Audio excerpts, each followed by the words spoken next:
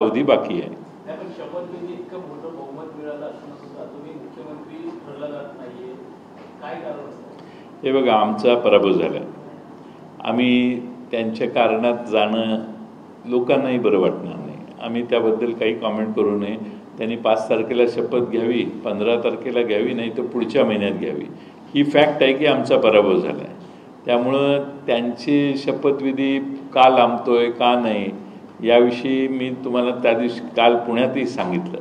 या आमची मेजॉरिटी आली असती तर आम्हाला 26 तारखेच्या आतच शपथविधी घ्यावा लागला असता, कारण राष्ट्रपती, राज्यपाल आणि न्यायालय हे आमच्या बाजूने उभा राहील का याच्याबद्दल अनेकांना शंका आहे. मला नाही आहे, पण अनेकांना आहे. त्यामुळं महाराष्ट्रातल्या नियम इकडच्या बाजूला वेगळे, तिकडच्या बाजूला वेगळे, पण मला त्याबद्दलही काही म्हणायचं नाही. आमची संख्या मर्यादित आहे. महाराष्ट्रात महाविकास आघाडीचे आणि मित्रपक्षांचे म्हणून 57 आमदार निवडून आलेले आहेत. त्यामुळं महाराष्ट्रातल्या जनतेने भरभरून मतदान जर समोरच्या बाजूला केलं असेल आणि हे जे सध्याची मागणी EVMची आहे ती मागणी क्षणभर असं गरीब दराकी कोटी आहे, हे चुकीचं म्हणतात सगळे.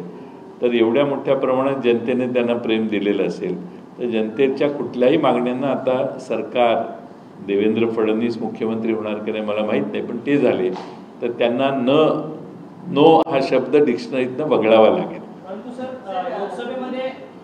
लोकसभेमधला जो काही